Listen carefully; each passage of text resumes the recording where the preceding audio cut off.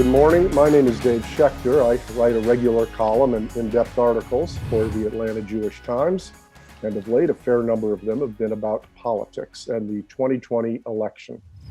My two guests today represent opposing pillars of the political establishment in the Jewish community.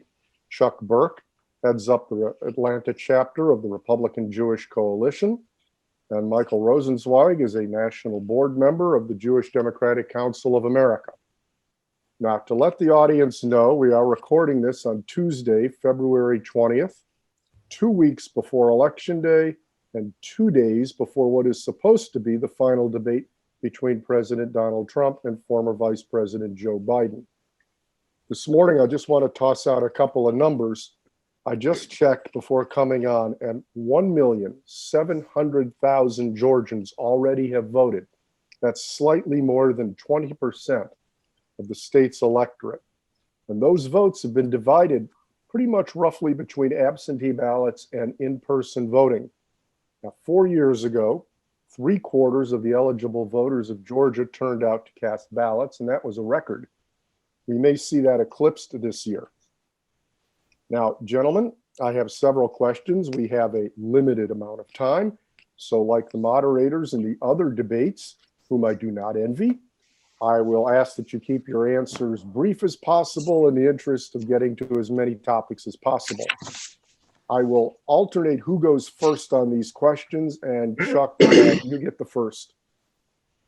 So the first question, then, starting with Chuck Burk. What do you think most concerns the voters? The substance, meaning the nitty-gritty of policy proposals, or for want of a better term, style, how the candidates present and carry themselves? And I'm not asking this exclusively about the presidential race, but in general, what is it that voters attach themselves more to? Is it policy, or is it the presentation? Well, I really think that that's when you're looking at that, you're looking at the at which side of the aisle you're on. On the Republican side, I think that people recognize that Trump has a certain style. Many people, even on the Republican side, don't like his brashness, his New York in-your-face kind of an attitude. But he gets things done. He is one of the only presidents who has done the things that he promised to get done. And if we talk about substance, he has done some great things on foreign policy, from confronting Iran, confronting China, even going back to our allies and talking to them like Angela Merkel in Germany and saying, hey, why should we pay for your NATO? Why shouldn't you pay for your own security, and getting them to ante up? He's also gone and from a local standpoint, he wants to fund the police, not defund the police, so that our neighborhoods are safe. He's helped to put the economy in place. He had the lowest unemployment rates for Blacks, for Hispanics, for women. During the Obama and Biden administration, 800,000 people went into poverty. In this administration, in 3.5 years, 6.5 million people out of poverty. So I say that the Republicans are looking at the substance. If you're looking at the Democrat side, they're looking at Trump's style. And even Michael, in his article that he wrote in the Jewish Times, very well done article, he spent most of his time, 5 of the 9 paragraphs in there, were bashing Trump, not talking about how great Biden was. So I look at the Republicans are looking at the substance, whereas the Democrats are trying to bash Trump and looking at style.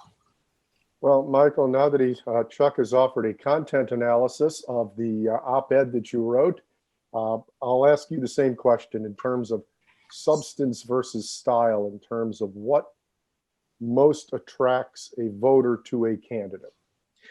Well, Dave, I think with respect to Donald Trump, as in many other things, we're really looking at someone who is unique.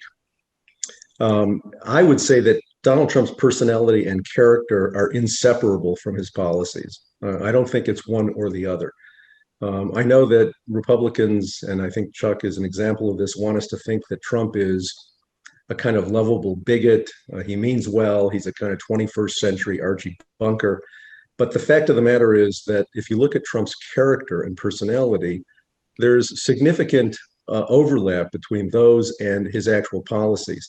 It's no coincidence that extremist related murders are overwhelmingly linked to right-wing extremists. It's no coincidence that Trump, by dint of personality and character, welcomes the support of right-wing extremists.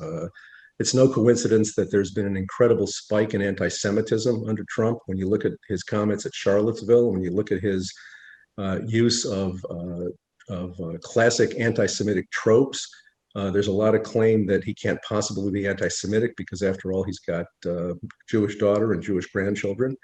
As someone said recently, that's like saying that somebody with a daughter can't be a rapist. So there really is, it's impossible to separate Trump's personality and character from his policies. As to Chuck's points about Trump being a guy who's kept his promises, I think that's laughable. And I think anybody looking at the objective facts would know it's laughable. He's been promising us repeatedly that we're going to have the Republican health care plan within 2 weeks. We've never seen it. He's been promising us that there will be protection for pre-existing conditions. We've never seen it except a meaningless executive order that he signed. He promised us that COVID would disappear. Of course, that's not what happened. It's one of the most astonishing bunglings of pandemic or anything really that anyone's ever seen from a president. He promised us that Mexico would pay for the wall. I think we're still waiting for the check. In terms of defunding the police, of course, the Republicans like to mischaracterize Biden's position on that. It's not true that he wants to defund the police in the sense of paralyzing them or making them inept or inert. Biden is talking about a much more sophisticated concept, but the Republicans, as is their habit, mischaracterize what he's saying and then attack something that he's not really said. And finally, with respect to the economy, Chuck conveniently cuts off his analysis of the economy at 3.5 years. Now, putting to one side the fact that many economists believe that Trump benefited from the momentum that was created by the Obama-Biden administration, the fact of the matter is that Trump's handling of the COVID crisis has had this enormously negative impact on the economy. And had he done what any normal president would have done, which is to listen to the scientists and follow their guidance, we wouldn't have had the disastrous economic impact that we've had. We've had record unemployment. We've had an unbelievable negative impact on the economy under Trump because of his handling of COVID. So it's remarkable to me that the Republicans would actually try to use that as a selling point for Donald Trump. Michael, let's move to the second question, and this, you get to go first on this one, and it segues fairly well off of what the two of you have just discussed. What are the 2 or 3 issues that you think are most important to supporters of your candidate, in your case, Mr. Biden, in Chuck's case, President Trump? The 2 or 3 issues that you think are at the top of the list for, in your case, Biden supporters? Well, I think one of the issues at the top of the list is decency, character, and morality. I think people are exhausted by Donald Trump. Donald Trump has demonstrated repeatedly that he has no regard for any of the norms that we are accustomed to observing with respect to a president. He's corrupt, he's immoral, he's indecent, he's not a nice guy. He has no respect for people. Just yesterday, as one example of 1,000, he actually said to a rally, he called the CNN bastards in a rally. And this is not how a president behaves. So I think, number one, people care about decency and character. It's not an in-your-face New York kind of thing. It's basic decency with respect to how you treat other human beings. You don't separate children from their parents and put them in cages. That's indecent. And Jews care especially about that because it's part of our tradition. Number two, I think Jewish Americans, like other Americans, care deeply about healthcare. And the Republicans are in the midst of, again, trying to dismantle Obamacare, the Affordable Care Act. They're doing this amazingly in the middle of the greatest pandemic since the Spanish flu over 100 years ago. They want to dismantle the protection for pre-existing conditions. They keep saying they have a plan, but they don't have a plan. If they had a plan, they'd have offered it by now. And I think finally people care about the place of the United States in the world order. The United States has been substantially weakened across the globe under Donald Trump. His approach to Russia is really kind of bewildering to people. Nobody understands it. People in his administration don't understand it.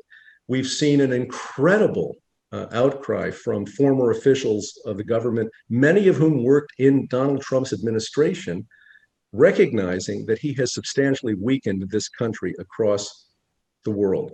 So I think those are the top three issues. Obviously, there are many other issues people care about: immigration reform, protecting women's reproductive rights, gun violence, the climate change. Donald Trump has exhibited an indifference, if not malevolence, with respect to most of these issues. And I think people are tired of it. Well, that's a pretty good teeing it up for Chuck. So Chuck, the same question to you. The 2 or 3 issues that you think rank highest with the supporters of President Trump. Well, the first thing I want to do is I need to go back in and try to correct a few of the things that Michael said. First of all, there are so many areas. They make statements about how Trump has he is racist and he's anti-Muslim and he doesn't call out the white supremacists. One of the problems that Donald Trump faces, and one of the reasons why he is so in your face, and he has to do this with tweets, is because the media is so against him and doesn't report the facts. I'm going to give you one example. One of the issues that everybody reports about is Charlottesville. Oh God. Oh, he says there are good people on both sides. That's all you hear from the media. That's all you hear from the Democrats. The problem is, and this is just an example of why people don't trust the media, is that right after Trump did say there are good people on both sides, and that happened to do with the main reason people were there rallying was because of the Robert E. Lee statue. There was some people that wanted it up and some people that didn't want it up. But almost immediately after he said that, the direct quote was, "I'm not talking about the neo-Nazis and the white nationalists. They should be condemned totally." Now, don't you think that the media has an obligation to say something about that and get it out there? That's just one example. So Trump is in your face, and he has to fight. And I'm exhausted with how the Democrats have stopped trying, have been putting roadblocks in his way all the way through. They talk about how Trump has done nothing on this virus and has mismanaged it. Really? On January 28th, Tedros, who's head of the WHO, comes back from China and tells everybody they've got it under control. There's really not going to be a big deal. This is exactly while China had shut down any traffic coming from China. So what is within their own country? So what does Trump do? Trump says, I'm not going to listen to that. 2 days later, he puts a ban on anybody coming into this country. What does Biden say? Oh, he's xenophobic.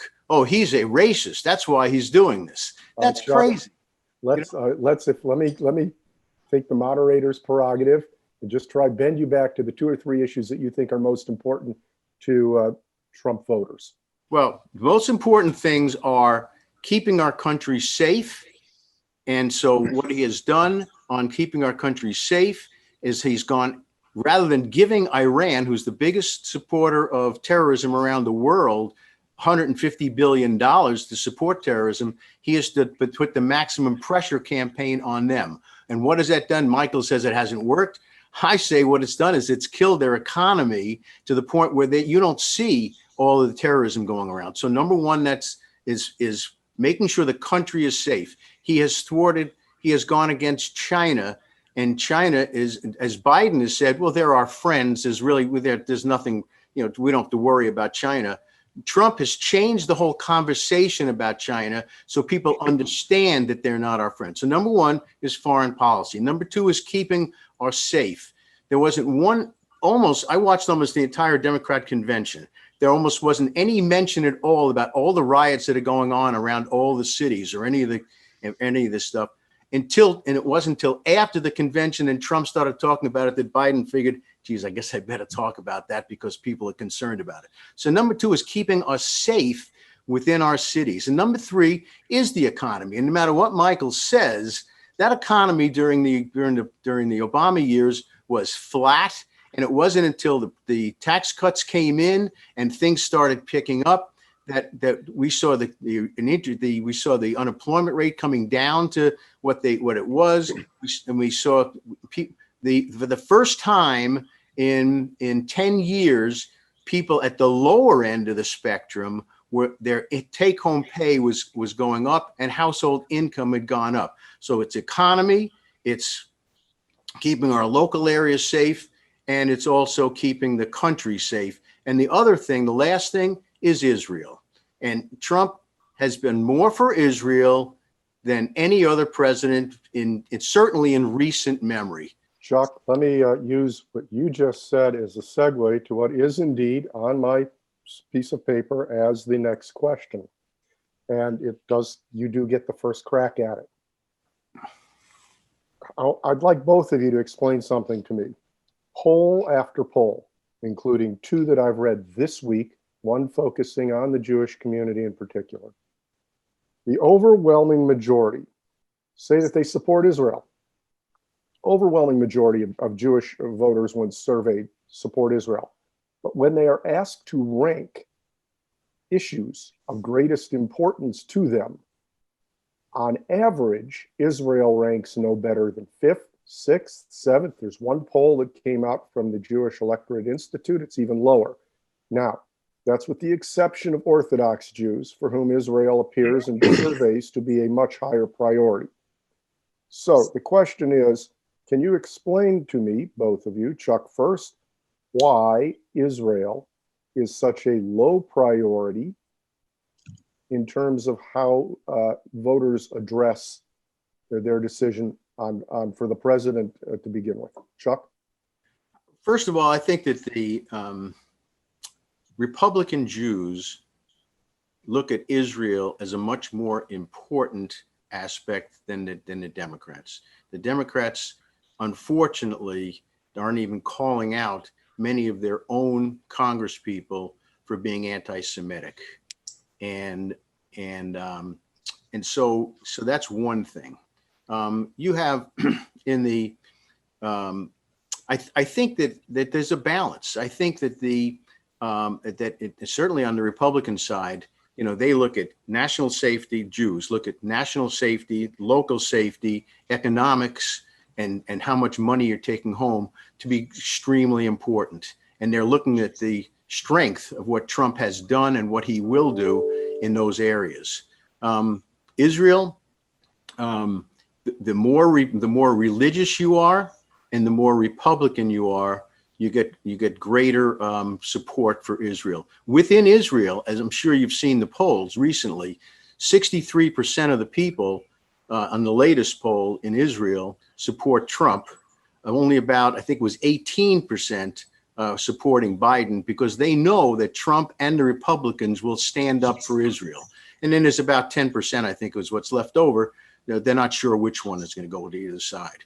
So the more Republican you are, the more religious you are, the more they support Israel. Michael, would you care to?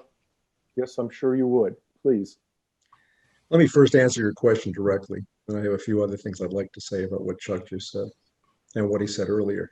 The element of the JEI poll, Dave, that you did not mention is that more than 90% of American Jews strongly support Israel. You focused on where they rank Israel on their list of priorities, and you asked a very good question. Why is it so low relative to other concerns such as healthcare, the economy, immigration reform, and so on? One answer to that, frankly, is that Israel traditionally has been an absolutely bipartisan issue. And so American Jews have not felt the need to prioritize support for Israel because it hasn't been a partisan issue. Now, Donald Trump and the Republicans have done their best to change that. They have tried to make Israel a wedge issue. They've tried to use Israel as a political football. Donald Trump, even to the point of accusing American Jews who don't support him of dual loyalty, which is really a canard that is very troubling to the American Jewish community. So it's not, what the poll really reflects, I think, is that American Jews embrace and strongly support bipartisan support for the US-Israel relationship. And this is something the Republicans, for their own political purposes, have tried to undermine. Nobody can dispute Joe Biden's pro-Israel record. It's there to see. It's 5 decades of public information. It's the Obama-Biden administration that signed an MOU that was later signed into law that provided Israel with $38 billion over a 10-year period. Chuck said that there's been no president better for Israel than Donald Trump. It's nonsense. Let's look at what Donald Trump has done for Israel. He moved the embassy to Jerusalem. That's great. It's largely symbolic. It has no real substantive impact on Israel. He claims credit for the so-called peace agreement, which is a misnomer, between Israel on the one hand and the UAE and Bahrain on the other hand. It's not a peace agreement because those countries have never been at war. Moreover, those two countries are 1,800 to 2,000 miles away from Israel. And one impact of that peace treaty, as it were, or those peace treaties, will be the selling of F-35s to Arab countries. With respect to Iran, there's nobody who disputes that Iran today is closer to a nuclear weapon than they were when the United States was part of the Iran nuclear deal. So you can say what you want about Trump's interest in protecting the safety of American people. You need to look at his handling of COVID. That's certainly a matter of safety. You need to look at the way he's dealt with Iran. You need to look at the fact that with respect to China, as Chuck mentioned, Trump dismantled our public health presence in China. And at the end of the day, if you want to talk about COVID, you cannot dispute the facts. We are 4% of the world's population. We have suffered 22% of the world's COVID-related deaths. There's no getting around that, Chuck. Those are the facts. I want to say something brief. I want to say something briefly about a couple of things. We're talking about Israel. Were we talking about Israel? All right, gentlemen. I want to say something briefly about. I want to say something briefly about. I'll let Chuck have a minute to comment. Well, let me just respond to some of the things he said earlier because he's misinformed your viewers and your listeners. Trump refused to condemn white supremacy when given an explicit opportunity to do so at the first debate. He refused to condemn QAnon and claimed implausibly that he knew nothing about them, but he did know that they're opposed to pedophilia, but he didn't manage to find out anything else about QAnon. This justification, this post facto revisionist justification for his statements at Charlottesville is the way Trump operates. It's sort of what he has said about his suggestion that maybe we could deal with COVID by injecting bleach. He later claimed it was sarcastic. Now, it's not that the media haven't reported these things. They have. It's that people find them appropriately implausible because these are not plausible things that he says. Michael, and calling out anti-Semites, Democrats do that. Now, let me just say that in 2018, there were 62 Democratic freshmen elected to Congress. 58 of them are strongly pro-Israel. They subscribe to the Democratic Party platform in that respect. You know, you've singled out a few of the freshman Democrats who were elected, and when they have made anti-Semitic comments, such as Ilhan Omar, they have been roundly, swiftly, and clearly denounced by other Democrats. Michael, hold on. Chuck, hold on. I'm going to keep a watch on my clock. Chuck, I'm going to give you a minute here to respond, but then we're going to move on. Well, it's so many issues. I'm not even sure where to begin. I will give Biden and the Democrats credit for the military and the support that they've given Israel. They have all done that. But Michael sounds like another friend of mine who says that Trump has made this a wedge issue, Israel. Really? The problem is that Trump has done so many things pro-Israel. Michael minimizes the maximum pressure campaign and calling out Iran for what they really are. He minimizes the Abraham Accords, which is the first time in 25 years that we've been able to have some kind of normalization. And that's just the beginning. That's the second country. There's a third country. I think it's Sudan is coming on now. And there's others. And the Sunni countries are all coming around and forming great relationships. And that's done through the Trump administration. And he minimizes that. Okay. He keeps talking about how how Trump caused all these deaths during COVID. Okay. And he keeps bringing that up. Really? I mean, seriously, let me tell you what happened. He said they don't listen to the scientists. Trump, when he had this booming economy in the middle of March, listened to the scientists and shut down the entire economy. And that's the reason why all of a sudden all these people were out of work. It's because he listened to the scientists and it needed to be done. The $3 trillion, almost $3 trillion that was put up was Democrat and Republicans thinking that that was the right thing to do at that time. And what's happened is you are starting to see, it's not all come back now, but it's almost a V-shaped economy coming back. And you're going to see come the fourth quarter and come into first quarter, you're going to see this economy come booming back.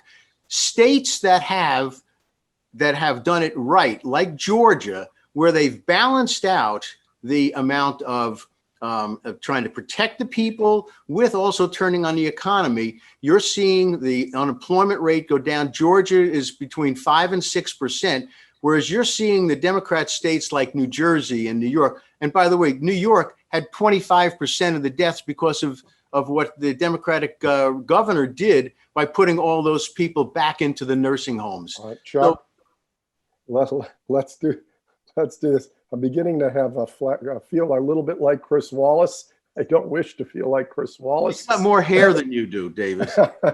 He has more hair and better hair than I do. I think it's genetic, to be honest. I've got a couple of questions left, and I'm looking at the clock, and I know Jeff's going to have a fun time editing this. We're 2 weeks until the election. I recognize that 2 weeks in 2020 is the same as 2 months in any other year. If I could ask each of you, looking back, to pick one point, where do you think there's been a pivot point in this presidential campaign? Where do you think there was the point where the momentum has swung to your candidate? Is there one instance, one item that you would point to? And for that, I'm going to ask Michael to go first. But he went first the last time. Didn't he go first the last time? Well, it's gotten a little, we went into a rebuttal phase that was not initially in the plan. So I'm going to let Michael go first on this one. I'm happy to go second. No, he can go first. It's okay. Look, I don't know if there was actually a single pivot point. I will say this, there have been some particular points of great significance to American voters. I think at the debate, when Trump ceaselessly, rudely would not allow Biden to speak, spoke over him, notwithstanding the repeated admonitions of the moderator, people saw Trump for who he is. He's a bully. He has very little, if any, substance in what he says. People saw that. It was on display. And I think the polls reflected that instantly after the debate, not only in terms of the candidate for whom people would be voting, but also these all-important likability numbers. The vast majority of Americans detest Donald Trump. It's with good reason. And that was on display at that debate. So I would have to point to that debate as one of the pivotal moments. I think there are probably other pivotal moments. I think Trump's decision to embark on these mass rallies, while 38 states yesterday have reported an all-time high in COVID cases, really reveals who the guy is. And I think people are looking at that. These are super spreader events. Everyone knows that. Every scientist, every epidemiologist, every public health official, with the possible exception of the radiologist to whom Donald is looking for his advice about the epidemic, understand that this is a huge mistake. His refusal to be very clear and unequivocal about the benefit of wearing masks. I think people see these things. They see the guy he is, and they see, frankly, most recently, the sheer desperation of his efforts to hold on to his office, to the point of lying repeatedly about anything that comes to mind. So there are lots of pivot points, Dave, that one could point to. All right, then, Chuck? So I really think that the pivot point is what's happening right now. You're seeing Biden coming out of the closet and starting to talk. And unfortunately, he doesn't have all the answers. He refuses to give the answers. That's why the polls are getting closer and closer. A poll I heard this morning puts Trump within 3% in some of the key states. So this is way, way up from where he was. You know, when you ask him a specific question, very important, about whether or not he's going to allow packing of the court to increase the number of people, he refuses to answer the question. And then the other day he finally gave some answer. He says, well, I haven't been a fan of it. That doesn't answer the question. Are you for it or are you not? Even Ruth Bader Ginsburg, who's revered by both sides, has said she doesn't favor packing the court and adding on justices, but he won't answer the question. Well, that worries people, okay? And I think people are getting worried about what are his core values and what does he really believe? What about the filibuster? Is he going to help? Is he going to support getting rid of the filibuster, which would allow the Democrats to add another couple of states like District of Columbia and Puerto Rico? He won't answer the question on his tax plan. On his tax plan, he's not talking. We've gotten a little bit away from pivot point. No, I think this is a pivot point. The pivot point is right now, this is the pivot point because he's finally getting out. He's finally getting some reporters to ask him questions. And this is a pivot point in this election. And that's why it's getting closer and closer, David. All right. Now, I just want to point a couple things. One to the audience, which is that this is being recorded on the 20th of October, 2 weeks before Election Day and 2 days before the final debate. Now, while Chuck and Michael have been talking, I just took a sneak peek over at 538.com just to see where their Georgia ranking is today. And as of this morning, they have Georgia at it is a complete toss-up. It is a 1 point difference, 47.7% for Mr. Biden, 46.7% for Mr. Trump. So what we have in Georgia is really a toss-up, a race to be decided. I think we see the same thing happening in the races for the Senate. I think we see the same thing happening in the races for the U.S. House in Georgia. So in a way that, at least in the years that I've lived here, Georgia appears to be, to confirm what Senator Perdue said months ago, Georgia is definitely in play, and it's not clear which way Georgia is going to go. But it is clear that an extraordinary number of Georgians already have voted, and it appears that we may have a record number of Georgians voting before this is over. Now, the last question, and I've crossed off a couple of others, is this. I'm going to give you each the 30 seconds. This is the elevator speech. You've wandered into an elevator with someone who is disinclined to support your candidate. It's a 30-second elevator speech as to why your candidate should be supported for president. And Michael, you go first, and Chuck gets to bat cleanup on this. Michael? You know, recently, Bill Kristol, a well-known Republican conservative, was asked the same question. And here's what he said. He said, it's very simple. The elevator speech consists of a single question. Do you really want 4 more years of Donald Trump? Anyone who is objectively looking at what's happened during the term that Trump has served cannot answer that question yes. We don't want chaos. We don't want lies. We don't want inconsistencies. We don't want refusals to keep promises and then claims that promises have been kept. We don't want a president who suggests injecting bleach to deal with COVID. We don't want a president who claims that he was misquoted at Charlottesville. We don't want a president who yesterday accused a reporter of being a criminal because the reporter is not, in Trump's view, reporting on this story in the New York Post that even Fox News rejected because they viewed it as unreliable. That even the reporter who first came up with the report for the New York Post refused to sign his name to because he found it embarrassing professionally.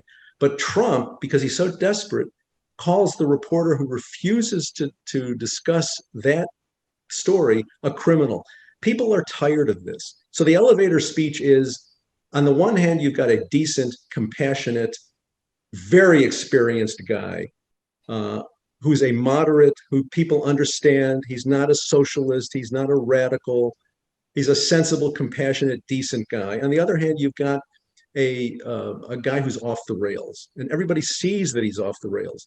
So as Bill Kristol asked, the elevator speech is very simple. Do you really want 4 more years of this guy, Donald Trump?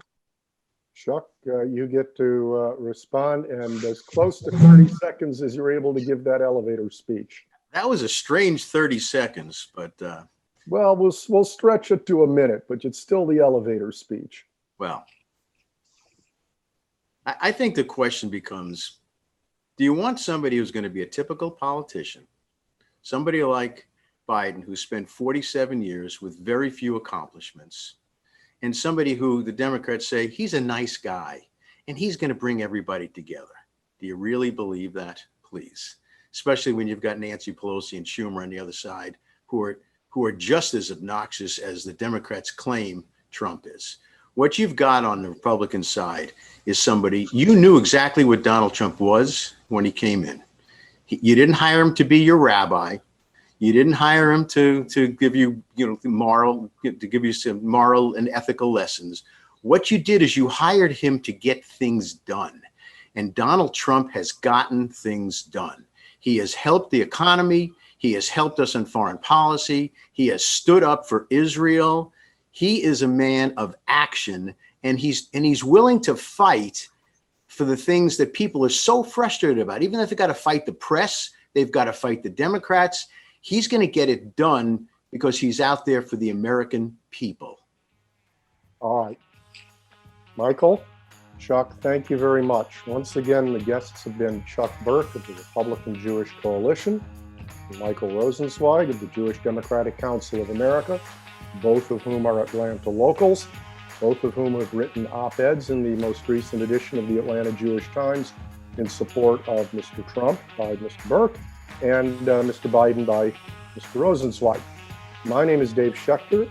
That's all the time we have for this, folks. This could go on a lot longer, but we're going to have to cut it off here.